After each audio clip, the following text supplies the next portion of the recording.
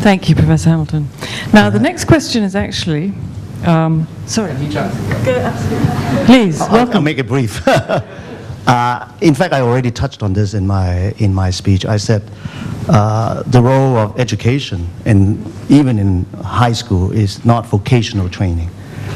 Now, in Hong Kong especially, given our exam system, an obvious answer is prepare our students to do as well as they can in the exams. So this is necessary, I think, right? Because given our current system. But I hope we have to balance that with what we have both touched on in terms of ideally what we would like to train our student in. Fundamental knowledge is what will last in a long time. Innovative, creative, independent thinking is what separates leaders, people who succeed, from the masses. This kind of skill that starts early in a student's age. I think that one of the main job of education is to expose and inspire students rather than transmit knowledge, only transmit knowledge. Of course, that's important. Just a very brief comment. I think it was yesterday at lunch. I had the great opportunity to meet with about a dozen Hong Kong high school principals. Okay, among them is the principal of St. Paul's Convent Secondary School. Most people here will know about them. I was actually quite pleasantly surprised that at that school, this is an all-girls school, okay, they actually sent a large number of their Form 2, Form 3 students abroad to Beijing, to all over the world. Almost the size of that program is almost bigger than, at the university. I thought that was a great thing. So you can imagine the student who, in fact, what I've learned from her is that now students are fighting to get into that program. Okay, I think that is a great sign. I think that's what leads to future leaders. Thank you. With students from other countries, and I do believe it's very pertinent, given your career in the US, for you to also answer this as well, Professor Chan, if I may. Who would like to start? Shall I start again? I learned long ago that it's a bad idea to generalize when you are talking about human beings, and so I'm not going to single out British students, American students, or Hong Kong students. What I will do, if I may, is answer a different question, and that is one that I know is very much on people's mind about the reform that's taken place with the Hong Kong diploma of secondary education. What is clear to us is that Oxford will absolutely accept the Hong Kong reformed qualification. I am absolutely confident that students who in their three elective subjects who receive 5 and 5-star grades, I am absolutely confident that they will be able to submit a competitive application to Oxford. Oxford applications, as many of you know, are quite broad in the factors that are considered. Yes, the high school performance in the form of the HKDSE. Yes, what is often a subject-specific exam that in many subjects is required in Oxford. And as I've mentioned a few moments ago, performance on an interview. All of these play a role in admission to Oxford. Hong Kong students over many years have performed very well indeed at Oxford.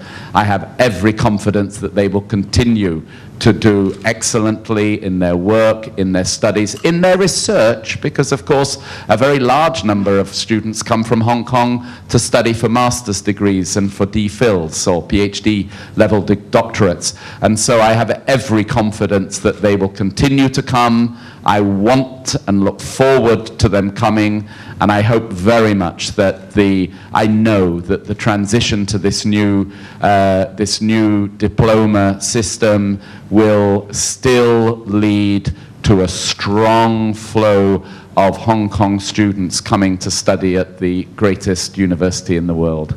I have to get that in because Professor Chan was so competitive in his speech. I thought it was interesting that we got asked this question of two presidents who have been on the job for only a few months. Okay?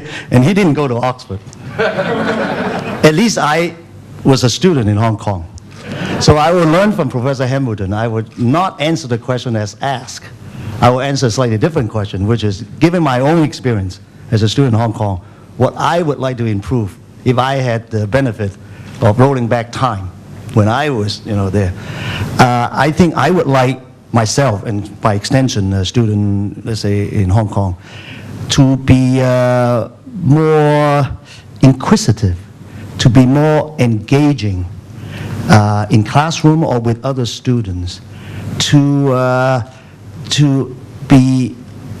be more exposed, to take a more curiosity approach. And because, as I said, if you really want to think ahead in what you will encounter in your career, in your life, it's not going to be what is in front in the textbook.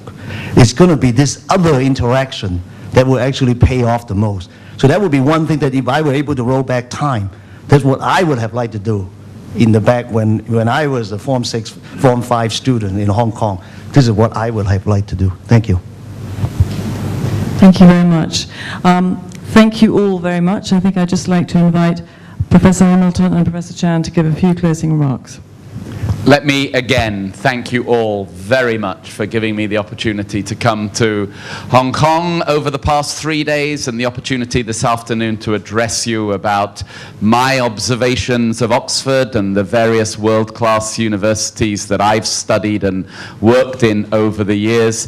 It has been wonderful to hear the exuberance and the vitality of Professor Chan and to hear about Hong Kong University of Science and Technology. I think his dynamism reflects the dynamism of this great city, and this is a city that has been a major force in the world. It will clearly continue to be.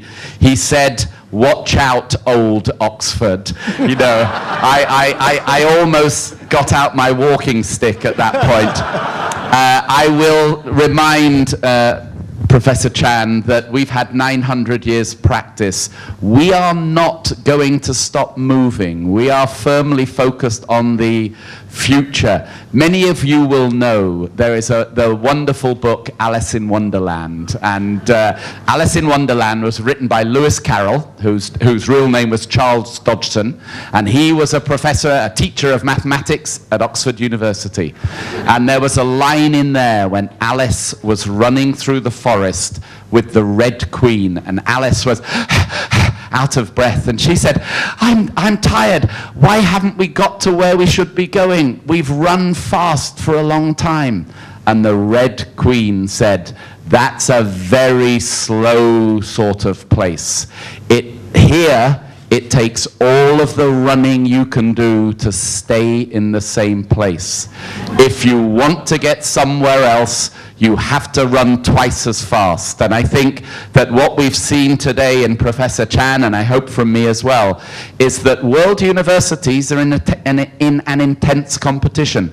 Oxford is not going to stand still while the Hong Kong University of Science and Technology, or Beida and Tsinghua, catch us up. We are going to run twice as fast, so that like him outrunning the bear, we will outrun Hong Kong UST. Thank you.